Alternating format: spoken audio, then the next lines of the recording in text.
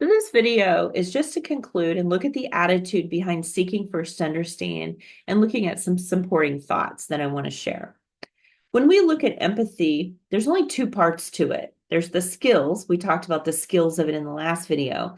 And then there's the attitude behind it. And the most important part of empathy is this attitude. The attitude simplifies the learning because if we have the attitude, then the skills are going to come. It's really important that we look at all our habits together because in habit 4, you've started to think differently. You've thought about win-win and you really want to seek relationships and situations that both parties get what they want and what they need. You're also working on building these emotional bank accounts, and having a high trust balance in your emotional bank account allows the parts of the failure or the failures and skill to not totally derail the relationship. Because when you have high trust with someone, and you really flub up a conversation or a situation, they're more willing to forgive and restart because they're engaged in the relationship as well. You have a higher level of trust with them, so they want that relationship to work. So the attitudes of empathy, really wanting to understand, really taking the time to be engaged, building up that trust in a relationship, is really so much more foundational and important than the skills. The skills will develop over time, but they go a lot better if you have the right attitudes beforehand. Empathic responses are going to backfire if the attitude behind them is wrong. The danger of empathic listening is that we may use it because we believe that it works. We may see it as a tool for getting what we want or for shaking other people up. If we hold these types of expectations, we corrupt the skill and turn it into a weapon. Empathic listening creates positive results only when we embrace it as a useful principle and use it solely with the intent to understand. We can support the skill by letting other people know what we're trying to do. We can help people accept our empathic listening by saying something like this: I'm taking a course that's encouraging me to be more understanding. I'm learning a skill called empathic listening, and what I'll try to do is say back to you exactly what I'm understanding. That way you'll know whether I understand or not. And if I don't, you can help me do so. So if I act differently, that's what I'm doing. Will you help me learn this? This supports the other person by letting them know what you're trying to do better. And it also helps if you mess it up a little. If they kind of look at you like you're crazy because they don't actually engage that way normally, because you don't actually engage that way normally. The second half of the skill is creating understanding, is seeking to be understood. This is how we balance courage and consideration. Once we understand, then we proceed to be understood. This principle is related to the earlier comment that win-win is a balance between courage and consideration. Understanding the other person shows consideration. Being understood takes courage, and both are necessary at conditions.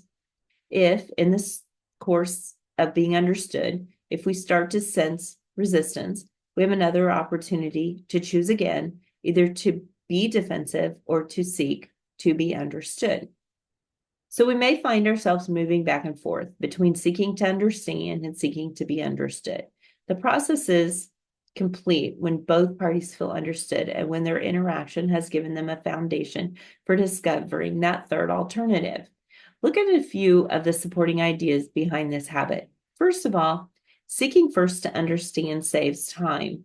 When we listen empathically, we simply tell the other person what we are understanding from a reactive perspective. That can seem a long, hard way of doing things if we are just trying to understand. It seems much more direct, much quicker. Just ask questions. However, probing questions take extra time. They seem directed towards understanding, but they come from our biases and serve mainly to protect our biases. We can never reach the sort of mutual understanding that empathic listening produces by asking questions that force the other person to talk about what we think is important. In fact, only empathic listening can lead to true understanding. And once we've established a foundation of trust, future communication can be easy and effective. People can understand each other, can communicate a world of meaning in just a few words. Empathic listening, however, isn't a panacea. It's not good for everything. And there are just times when nothing works, but silence and patience. There are times when the autobiographical responses work because they follow understanding and the other person is prepared for that. Sometimes nothing works. Empathic listening is just one tool to help us in our efforts to understand. And finally, and I think this is the most important idea behind this because it frees us up a little bit. Understanding is not the same as agreeing. Agreeing or holding the same opinion of the other person is called sympathy. This is not empathy.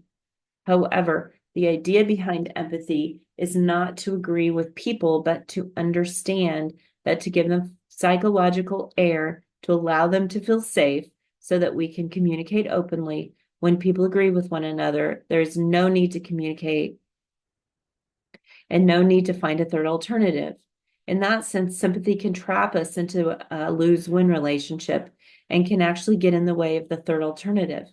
Empathy nurtures the third alternative when we're in a situation where we think there's going to be high emotion or conflict. Sometimes we don't want to listen because, again, we go back to these first thoughts that we might have to admit we're wrong. Well, certainly, in order to get to understanding, we have to open up ourselves to be influenced. But if we can just release the idea that at the end of all this, it means I have to agree, what you're really saying is at the end of all this, I'm going to understand and I'm going to be able to have a better conversation with you. And I'm going to build trust with you because we both understand where the other is coming from. I hope that as you walk through this, you can see that while this seems really simple, I think if we really think about our actions and interactions with people, we see that a lot of times this isn't the way we listen to people.